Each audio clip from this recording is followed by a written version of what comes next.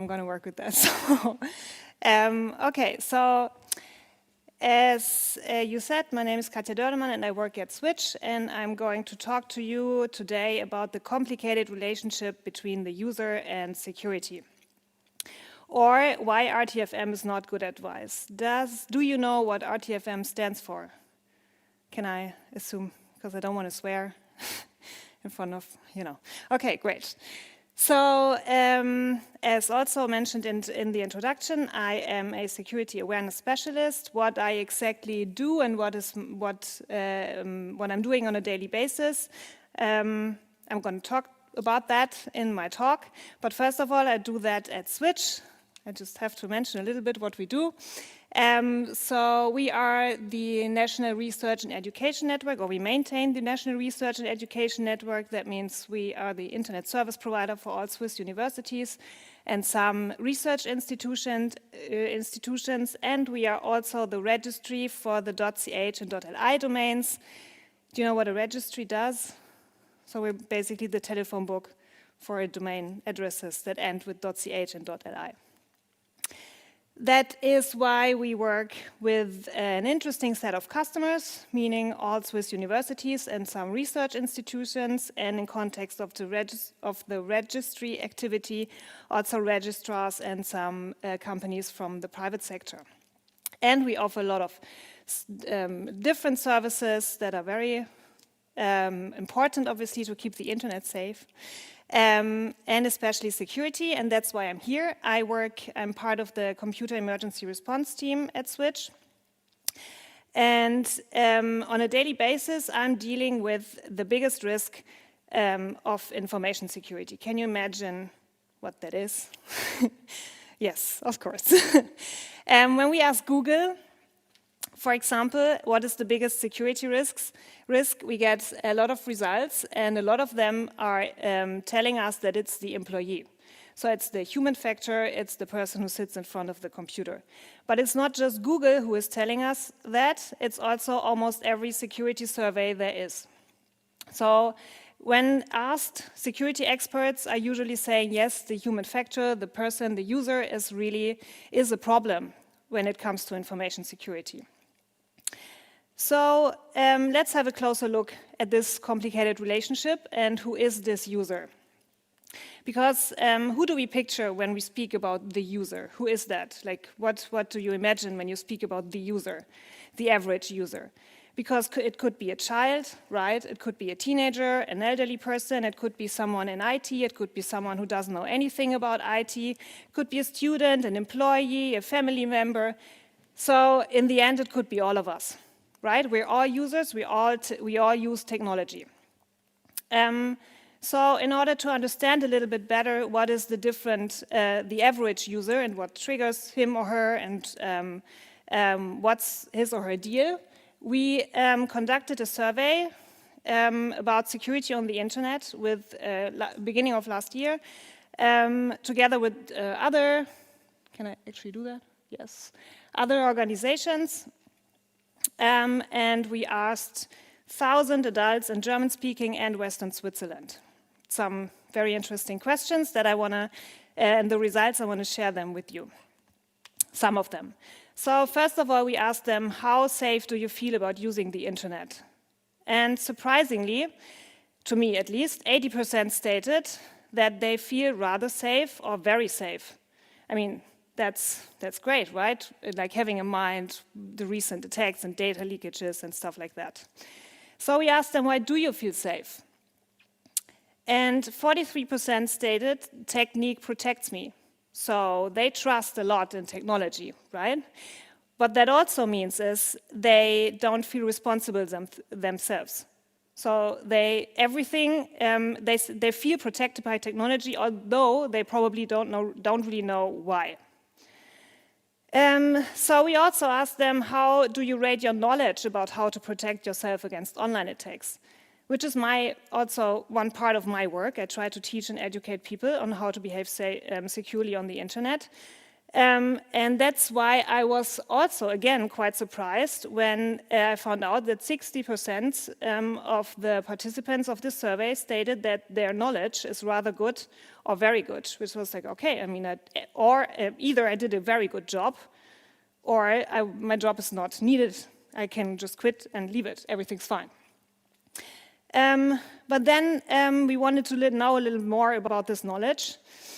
So we asked them, where did you gather this information, you're so proud about security on the internet? And 41% stated that they gathered their information from from their family members and friends. And I don't know about your friends and family, but so my friends and family are not a reliable source when it comes to security on the internet. So that's a problem, right? Internet in general is also not a very reliable source. It depends, but yeah.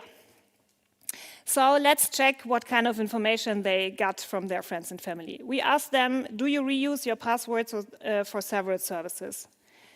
And what is it?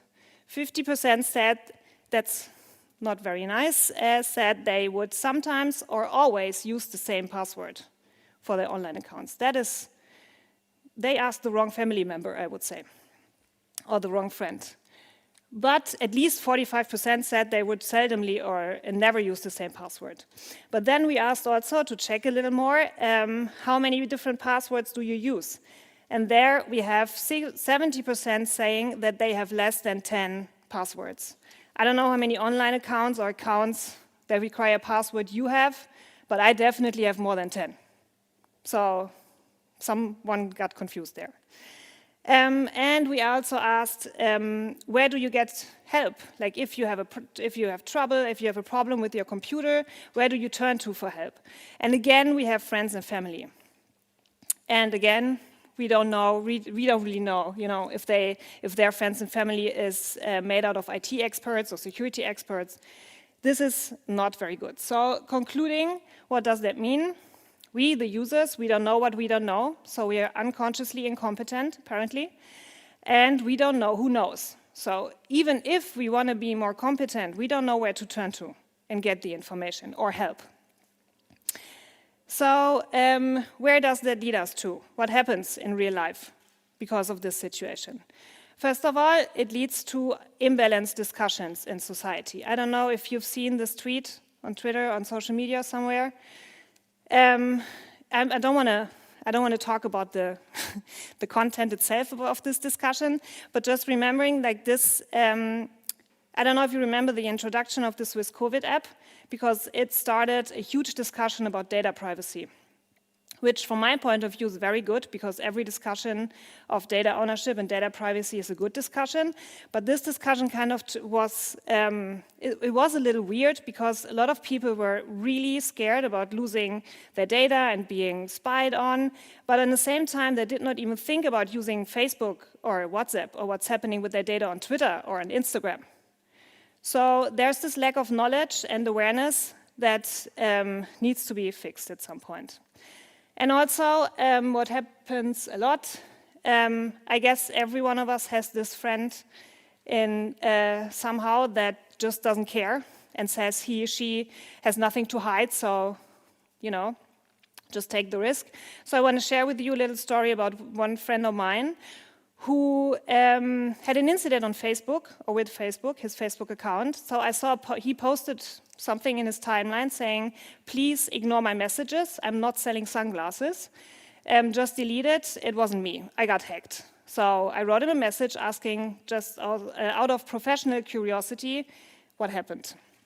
And he said, I got hacked, so someone sent messages from my account to all of my friends. So I asked him, did you notify Facebook? And he said, no, why? Everything's all right, everything's working, everything's fine. I'm like, okay, but did you at least change your password? And he said, nope. Do you think I should still do it? And I was like, okay, and he really sent that emoji indicating he knows he did something wrong, but he still doesn't care and thinks it's kind of funny. I made him change his password afterwards, but yeah. So the thing is, he's not alone with this behavior. According to a LastPass study, 53 of the participants of the study haven't changed their passwords in the last 12 months, even after hearing about a breach in the news. So people don't know what's the risk. Because they don't know what is the risk, they don't know how to react, and they don't care, because also it's very complicated to handle all your passwords, right? And if you don't know how to manage them, and maybe also don't know what a password manager is, that's really complicated. So that also explains the other result that we're seeing here, that says that 42% say that having a password that's easy to remember is more important than one that is very secure. That's not good. And that also leads to this top 10 list of the favorite passwords in Switzerland. This is not very creative. I mean, you don't have to be a mastermind to hack accounts with this list, right? And I can tell you in 2016, 17, and 18, it wasn't really different. It's like, I don't know, the second place was on the first place, they just switched places, that's it. And I'm pretty sure that in 2020, it will be the same. Okay, so obviously this is a nightmare to everyone who's working in security. So let's check the other side, the other side of this complicated relationship. Who are those security people? Imagine someone, and I don't know if you plan to become one or already are one. First of all, obviously, those security people also are not just security, they have a diverse skill set. So we have network security, cloud security, data security, security management. It's all quite different. But what unites them? I would say their education. So let's check how you become a security expert. If you take the classical path, you go to the university and study something. And if you want to study cybersecurity or security something, you learn a lot about cryptography, security, network security, data security, digital signatures, ethics, math, data privacy, algorithms, what else do we have? Security architecture, management, a lot of cryptography, network security, some standards that you might need in the future, things like that. So I guess we can agree, I hope, that usually the average security people are IT people with the focus on security, on IT security. Just keep that in mind.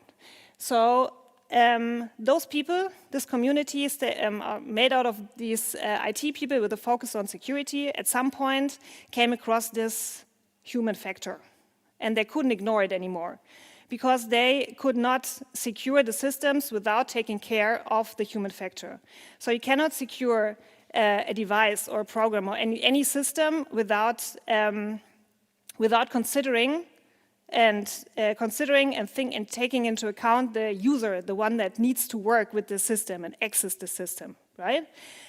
So they had to come up with a solution to this problem. And what they figured out, what they invented, is this new field of expertise that is called security awareness. That shall fix it all, right? That's great, done, problem solved, easy. But what is security awareness actually?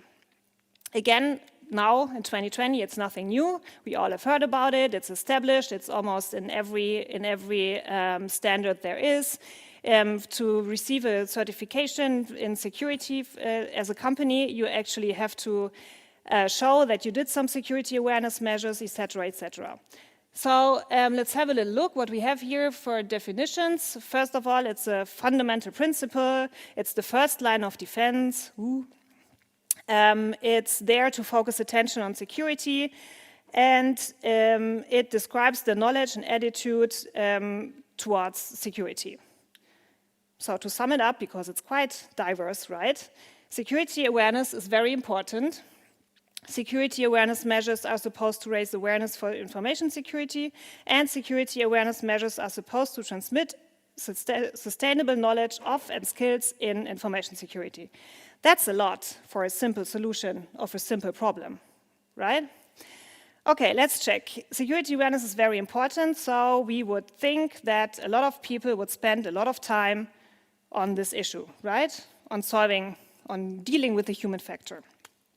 But if we have a look at the results of the ZAN Security Awareness Report, we can see that most of the people who are responsible for security awareness in companies can spend 1 to 25% of their time with this issue. That's not good. So we don't really know if it's important. At least if people consider it as important. So back to the second and third point. Security awareness measures are supposed to raise awareness and supposed to transmit sustainable knowledge of and skills in information security. What does that mean? That means that security awareness basically consists of 3 parts. First of all, we have to raise awareness, interest. Second, we have to educate people. And third, we have to train them also to make it sustainable, the knowledge that we're transmitting. And I don't know how you feel about that, but to me, this requires definitely a lot of communication skills. And if we think back to some slides before about the education that you receive when you become a security engineer or a security expert, I have not seen communications or any didactical module on this slide. So this will be very complicated. But let's see who does security awareness. Maybe there are some communications people. Not a lot, some. Like, where are they? Here or here? But most of the people who are responsible for security awareness in companies are typically people with a background in information security or IT, classic. That's also summed up in this graph from last year's security awareness report from SANS. This is like the position titles of people who are responsible for security awareness, and you see that you have some communications or dedicated awareness position titles, but the rest is just InfoSec stuff. So basically what happens is the person in charge for security just also has to do the security awareness part. So concluding, convincing and educating, motivating people lies in IT security's responsibility. That's historically grown. That's just how it is. But it is not IT security's expertise. That's the problem, in my point of view. So, where does that lead us to? First of all, obviously a lot of frustration, but frustration can lead into fun, right? We just heard in the keynote that you have to, with the crisis, you have to laugh sometimes to release the stress and stuff. So we have a lot of hilarious internet memes that also I enjoy them. I just want to show you 4 of my favorites, like this one and this one. So the internet is full of it, and that makes it quite bearable and very fun. But not just internet memes, you can also find a lot of crazy and funny shirts like this one with the amazing description next to it saying, when you wear this t-shirt, you don't even have to make the effort to open your mouth. Great, that's funny, right? Or this one with the binary ASCII code saying, you are dumb. Great message. Awesome. That's funny, but it's also not nice towards the average user, right? So this whole problem that I described before results also into user shaming. So we, the security community, call the user the weakest link, the biggest threat, a problem, the loser. So that's not nice. Me as a user, I don't feel very appreciated being the problem. I don't want to be a threat. I don't want to be the weakest link, right? And what it also results in is we underestimate the user. So the security community tends to underestimate the human factor in the security process. I just took the Twitter hack from July 2020 as one example, but there are many, many, many others. I don't know if you remember what happened. More or less, 130 accounts were affected, and tweets were sent from like really famous people's account, like what do we see here? Bill Gates, Elon Musk, Barack Obama, etc., etc. So what happened was that a small number of employees was targeted by a phone spear phishing attack. So I guess you all know what a phishing attack is, and a spear phishing attack is just the same but better. So people the criminals, they gather information beforehand on this special person they want to attack and tailor their phishing attack especially to that person, which makes it really hard for that person to not click or resist or not disclose the information they shouldn't be disclosing. So it's really hard. But that's not the issue. I mean, this is happening on a daily basis. But what I found surprising was this tweet by Twitter stating, "This was a striking reminder of how important each person on our team is in protecting our services." Again, I worked for 10 years in this area, and for me, why do you need a striking reminder? It's like every day you have the security services telling everyone that the human factor is one of the biggest risks. You have even the Google results. You know, just Google and you know everything. So yeah, that's what I mean by underestimating the human factor. So what now? Now we're in this position where the security people who have now communication, or not a lot, and maybe some have, but usually do not have enough communications expertise to deal with the human factor, but they have to, and that ends up into the user being frustrated, and kind of that makes this whole relationship very, very complicated. So what now? First of all, I totally understand it's frustrating. Sometimes you just have to release frustration. So do shame the user, but do it without him or her noticing. That would be okay, I think. Then we have to work on understanding each other. So the average user needs to understand that IT people and IT security people, they are no magicians. You cannot just tell them, please do that, and then they can do wonders, or I don't know. So they have to understand that also IT and IT security people are bound to IT requirements, they are bound to compliance, they are bound to data laws, they are bound to rules and their own skill set. So, I mean, a software developer cannot repair your printer, right? The average user needs to understand that. Then also the security community and IT community needs to understand that the human factor, the user, is a person, it's not a computer. So this person does not wait for you to tell him something, him or her something, and then it just does what you tell him or her. This person has a life and different priorities, which are mostly not security. They just want this presentation to be done. They just want their Facebook post to be published. They want their pictures to be pretty, but that's it. They don't care. So they don't care if you just tell them once or twice, please, choose a strong password. You have to make it appealing. You have to interest the users. And so also, not like a computer, you can't just tell this person once the information, because people forget. We all forget. So you have to be repetitive. You have to tell information more than just once. Also, obviously, we need more people with the correct skill set, or the appropriate, not the correct, the appropriate skill set. And also there's a lot of development happening right now, more and more and more. But here, for example, we have the description about what skills would be necessary or seem necessary to be able to do a proper job in security awareness. And that helps security experts to find the right people to take care of this task.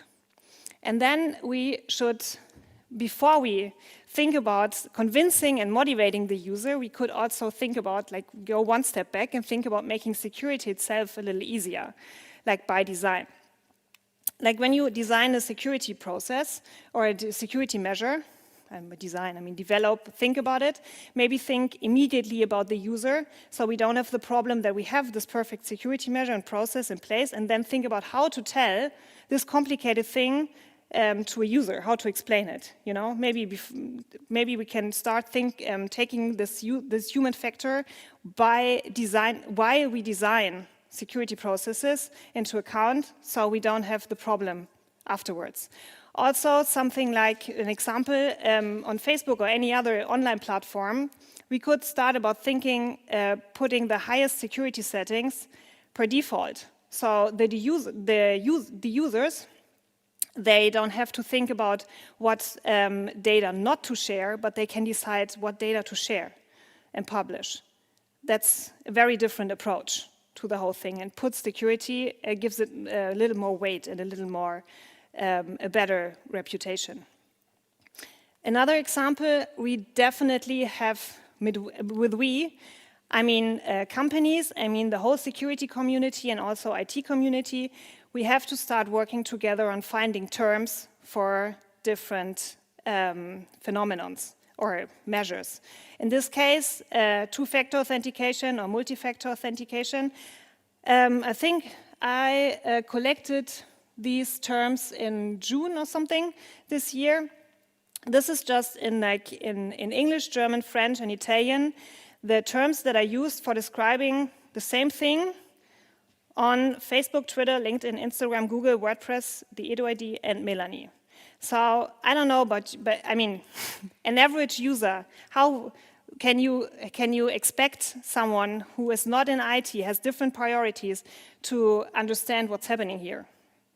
It's very difficult. And it also makes it very difficult for me to explain, to create a proper communications and an easy way, training and easy advices and tips. Exactly. And then I'm really fast, right?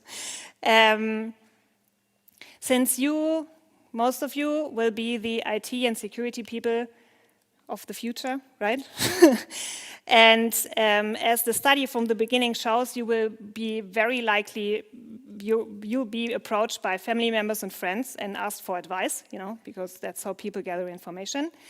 I just want you to keep in mind, next time that happens, or all the times that happens, please don't say RTFM, but maybe something a little more nicer and more helpful with a little more information. Like, there's a manual, maybe tell the people where to find this information, what is relevant of this information, and help them understand if they don't.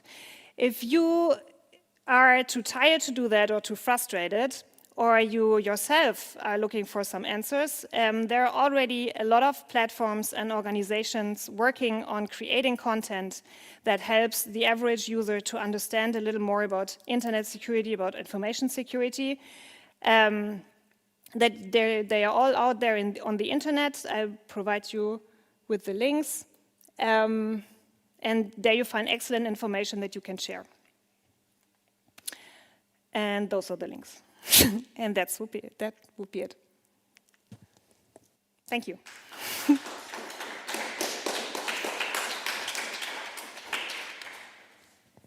Thank you very much for this fascinating deep dive into a subject that we CS students here should probably be a lot more aware of, as you put it.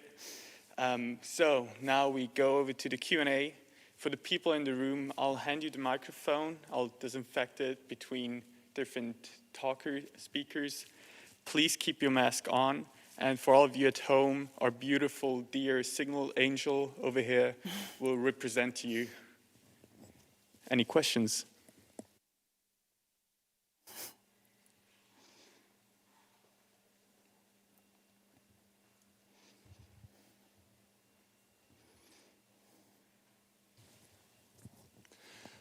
If somebody would be in the role of a security person in a company, does Switch offer any material to advise that person how to communicate with the rest of the company?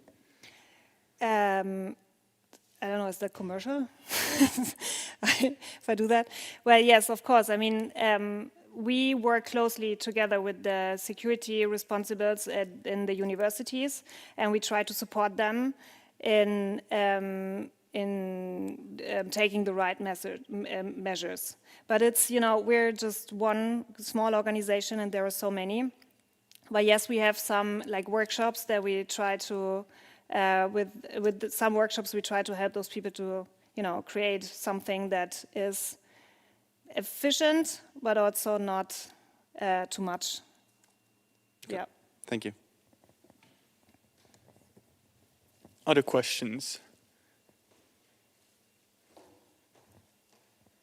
Anything online, Signal Angel? No online yet. I believe there's a delay of 3 minutes, so they might be coming in a bit late. Any questions from the room?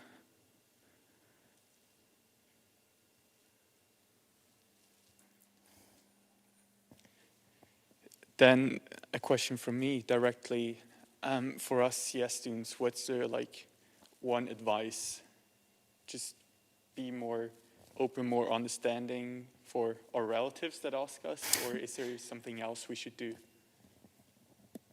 Yeah, just in your daily work, when you start developing or starting some new project or anything that is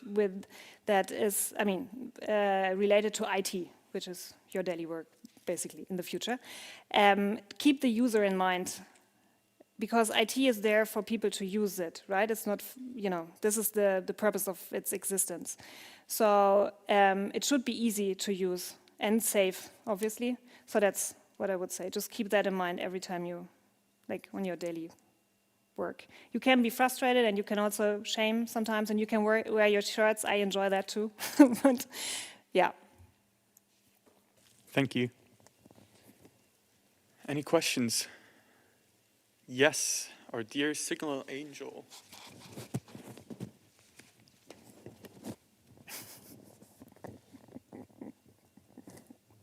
Thank you very much, Mark. So, Alex is asking, there are CES, DAS courses from ETH and other institutions for non-IT people to learn about IT and cybersecurity.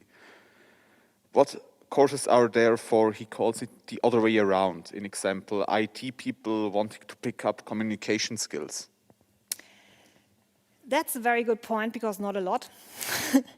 I know of one, which is provided by the SANS Institute, where you can learn how to do security awareness. And for the rest, that is also something that the communications community should work on. Yes, very good point. No more questions online? Any questions in the room? Guess then we'll give 20 seconds to see if anything else comes in online. But so far, thank you very much. Thank you.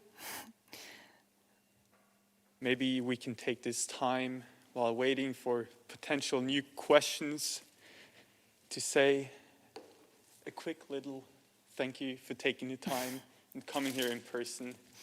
Piece of gratitude. Oh, awesome. Thank you very much. We really enjoyed your talk. Thank you.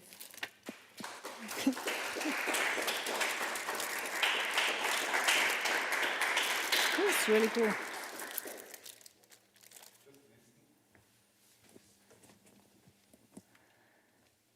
Yes.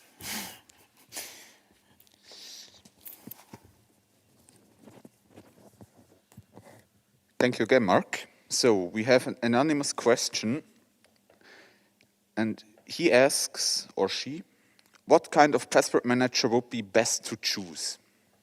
What kind of what manager? Password manager.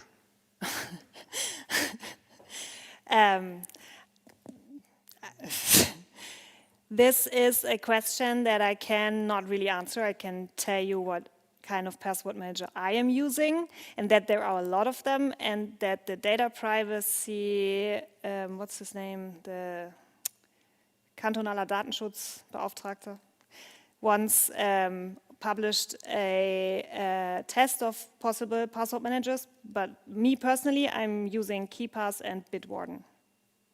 Just because, yeah. And I think they're really good. It depends on your level of paranoia. Very paranoid KeePass, not that paranoid Bitwarden. Thank you very much. So I have another question from Jan.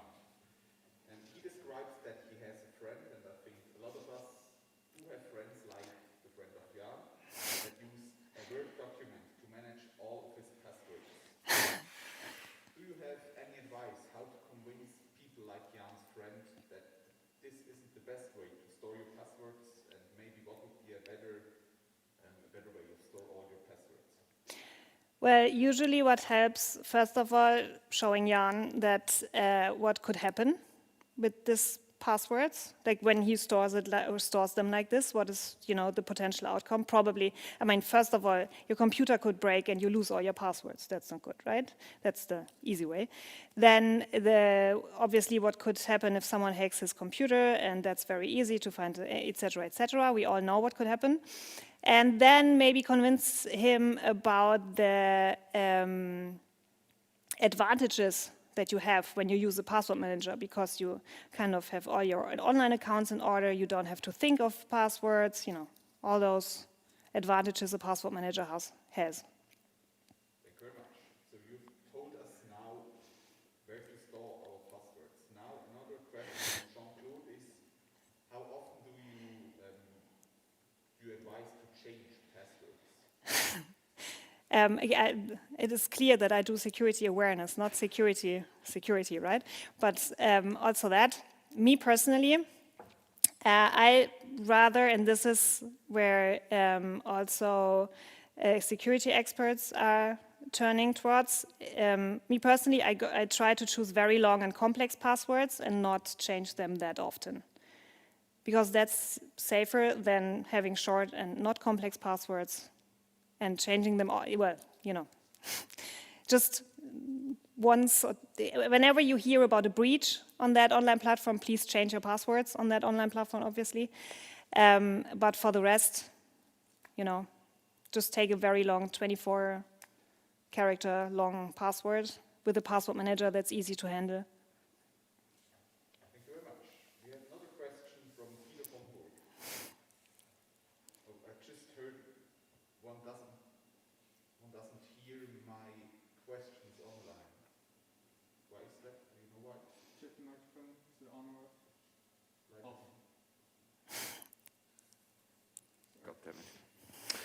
Thank you very much. So now one should hear me. Guido von Burg asks, do you see biological two-way authentication, like through fingerprints or iris or blood, as a more or less secure than common two-way authentications like phone numbers or what else exists?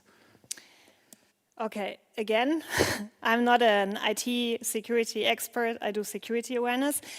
But as long as it's, I mean, yeah, I don't know if I want to put my opinion out there, but it's, criminals will anyways find a way to imitate any biological identification. But as long, right now, it's more secure than the top 10 password list we just saw, obviously. So, and it's easy because you don't have to remember anything. So I guess if people adapt it and the technology advances as it does, yes, it could be a good alternative for some time, maybe. Thank you very much. Another question. How should a security awareness department in general give the user motivation to correctly apply security measures? This is a whole afternoon I could spend with this person to explain how that works. Well, there are several measures you have to do, and it's complex, and usually you have a sophisticated plan with consisting of communication measures, educational measures, awareness-raising measures, some incentives, maybe use gamification. So, yeah, there's no plan A. It's always individual to the specific company or organization you're working with. I don't know if that's enough for an answer. Thank you very much. We have a question from Jan. What is, in your opinion, the most important thing about IT security you wish every user should know about? Should know or should actually care about? Well, I think he wrote you should know about, but I think what's almost as interesting is what you should care about. It's passwords. Because that's the key to our data. That's this is one security measure that is only in the users and our responsibility. So it's passwords. If we would stop using 1, 2, 3, 4, 5 as a password, then the criminal hackers would have a lot harder life. So definitely passwords.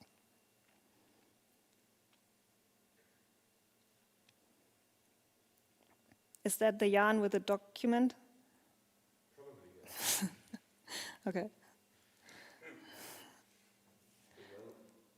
As I see, we don't have any further questions that are directly could be answered now, so I don't see, from my part, I think it's a question.